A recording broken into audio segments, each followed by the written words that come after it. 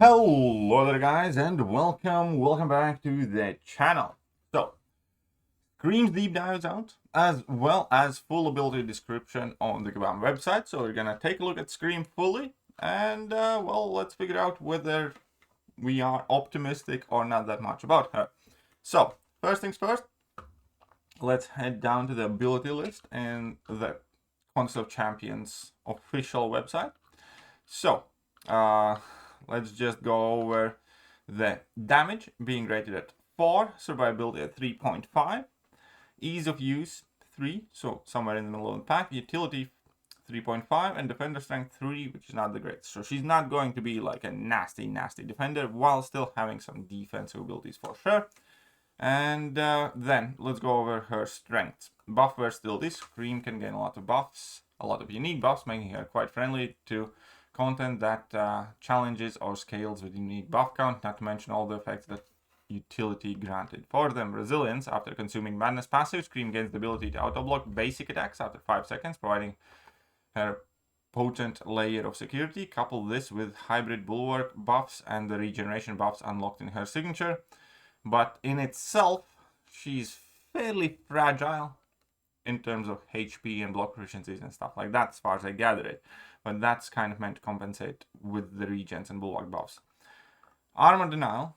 Opponents of the Scream will suffer frequent armor breaks. Also, in the signature ability, you can reduce the ability accuracy of the armor breaks, armor ups against the tech champions. So, you know, she's going to be quite anti-armor up. Weaknesses, bleed and armor break immunities. Bleed immunity, she kind of bypasses just fine with inflicting double armor breaks. But, yeah, armor break immunity would be quite nasty for her, and that's where a lot of Mystic champions also are. Buff removal effects, if you get rid of her buffs, she will be in big trouble, so Mystic champions are going to have field day with her. Power control. Scream's damage output increased significantly with the fervor buffs gained with special 1, and her potent special 2 is the cash out to her loop. You can deny these special attacks. With power control tactics, you will slow her down a lot. Right, so all attacks, ribbon hair. All hits have a 25% chance to inflict a bleed debuff, dealing X amount of damage, not super high amount of damage, over 10 seconds. When the opponent is inflicted with a personal bleed, you also inflict an armor break, which is a fairly minor armor break, but I assume they do add up because you can get quite significant amount of them. Plus half second for each. And yeah, basically it's made it so that armor break duration equals the bleed duration regardless of your deep wound status.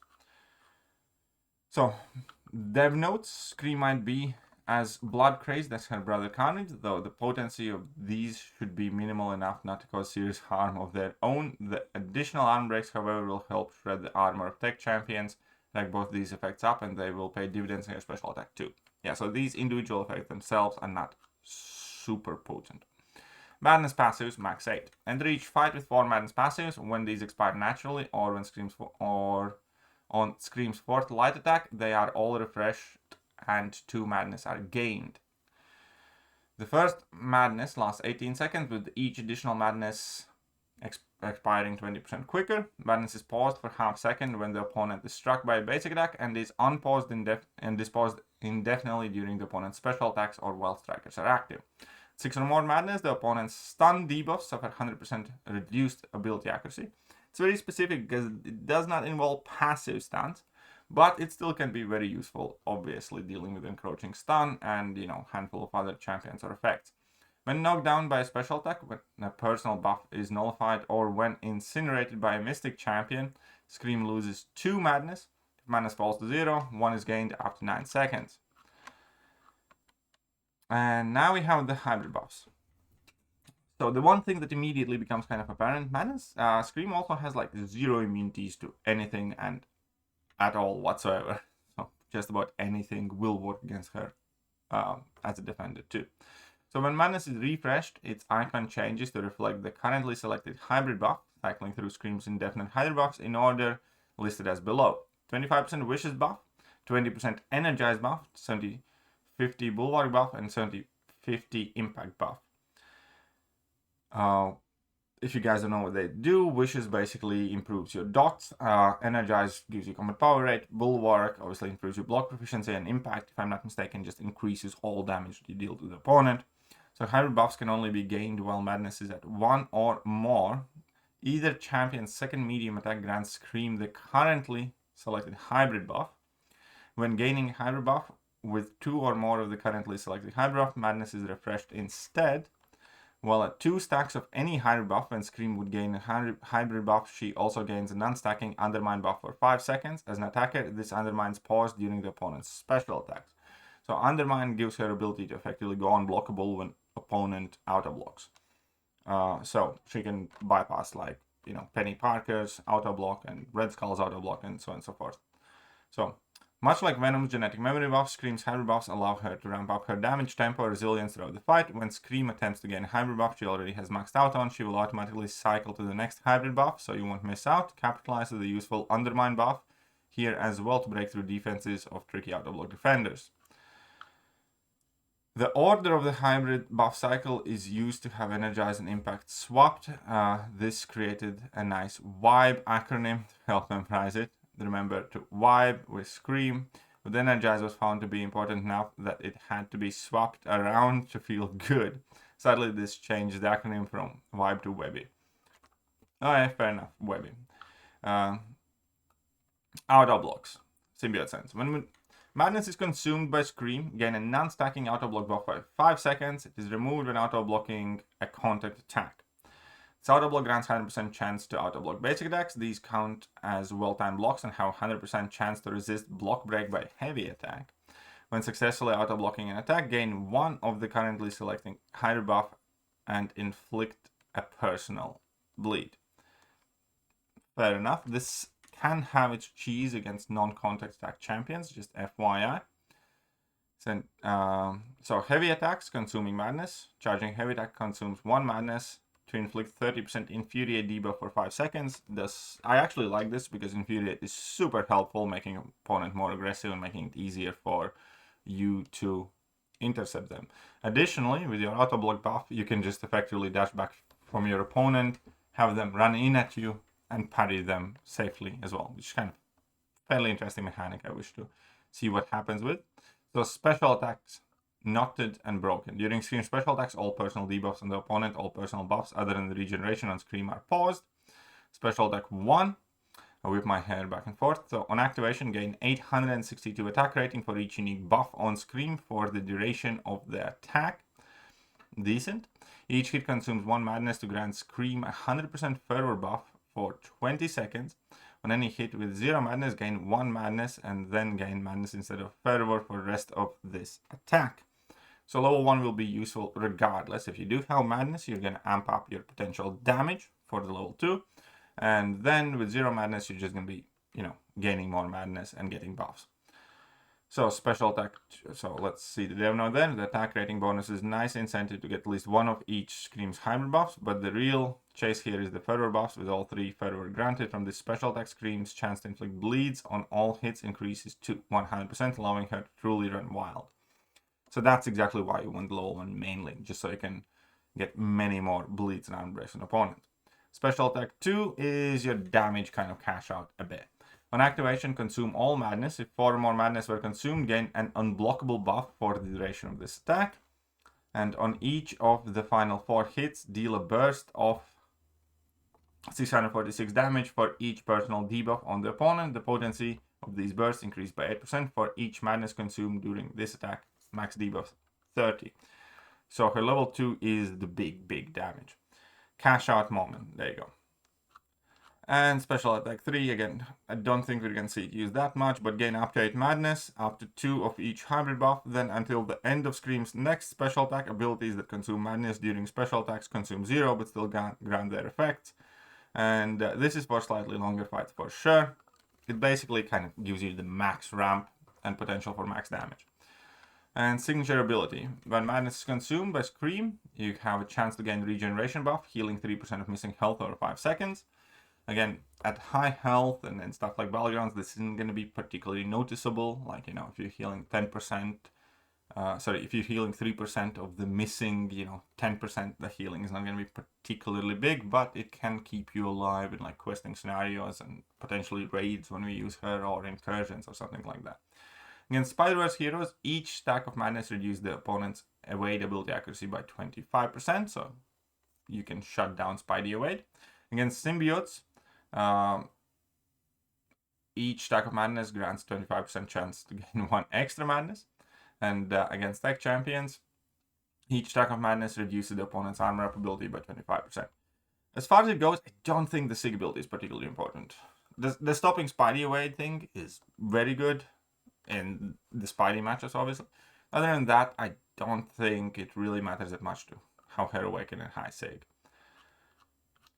And the synergies, most of whom will not be significant, and I don't think I need to discuss in this video.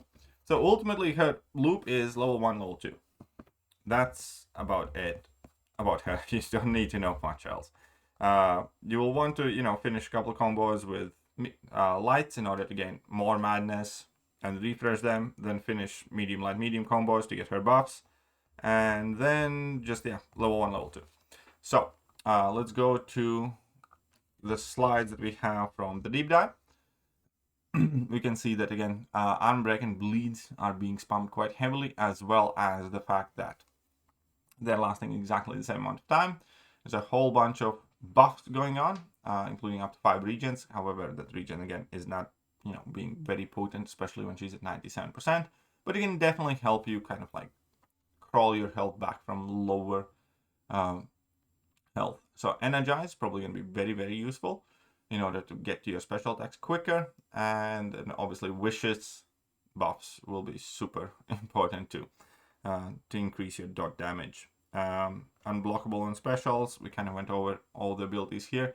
At the beginning we can see that the base hit damage is not very high at all, even though there are some arm breaks going. So she's definitely going to be one of those Penny-esque type of characters that we have a ton in the game, where you have to go for level 1, level 2 in order to have like a very good damage loop.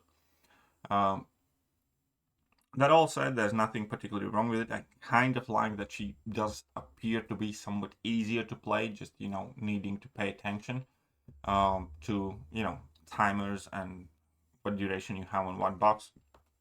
But in general, she seems relatively straightforward to play, so I do like that. Again, the downside of this is she doesn't have like any immunities at all whatsoever, and if we're breaking it down, she doesn't really stop or prevent anything aside from having arm breaks and bleeds, on whom both she kind of relies for damage.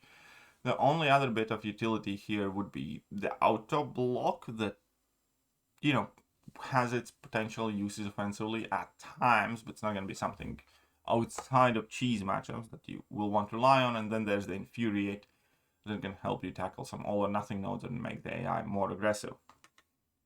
So yeah, I don't think she's the most utilitarian of the champions.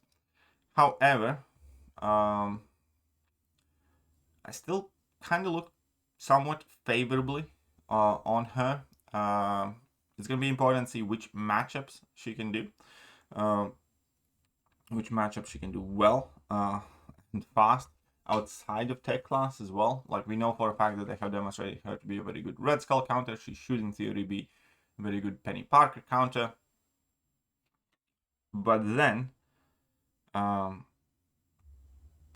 gonna see how she matches up with the toughest defenders. Like, I highly doubt she's gonna be able to do the Bullseye's probably not the best onslaught counter, even though maybe against onslaught. Bleeds do not get massive damage back on you. Definitely not the Serpent counter. Korg's probably going to be finicky. Atuma is going to be finicky as well. She should actually be a good Killmonger counter, which is quite a big plus. But I think that will ultimately decide her place in the game. Because I think it's one of those more situations what we saw with Bait Ray Bill, except I do have more hope for Scream than I did for Bait Ray Bill, because Scream's rotation is much more simple. And also, I think not having to rely on shock is better, as in like having access to Unbreak and Bleed is better than, shock being your main source of damage, because there are just so many shock immune or resistant champions in game, or just champions that hate energy damage. So I think the Bleed and Unbreaks is much better to have these days, at the very least. But yeah, the point that I was trying to make is we know that Beta Bill can do some very, very cool things in either vacuum or fairly generic matchups, but he's effectively non-existent in a lot of the game modes right now. Count Neferi, on the other hand, came in and is doing phenomenally because he just seems to work and there's a lot less things stopping him from working, like Reliance on Shock. But when it comes to Scream, I think it's somewhere in the middle. I don't think she's going to be as kind of like potent as Count Nefaria. Asterisk on the unfazed mastery there for Count Nefaria. And I do think she's going to be more versatile and more utilitarian than Beta Bill, per se. That's just my initial impression. A lot will obviously depend on the damage itself as well, and how quickly she can close out the fights. That often does decide the popularity of the champion. But yeah, let me know what you guys think. I think she looks solid. I'm not like super mega hyped, but I think she will be a decently good addition, probably on the upper half of the 2024 champion. So yeah, would love to hear your thoughts, and I'm gonna catch you guys soon. Bye bye. Hello there guys, and welcome back to the channel. So we have all the information about the next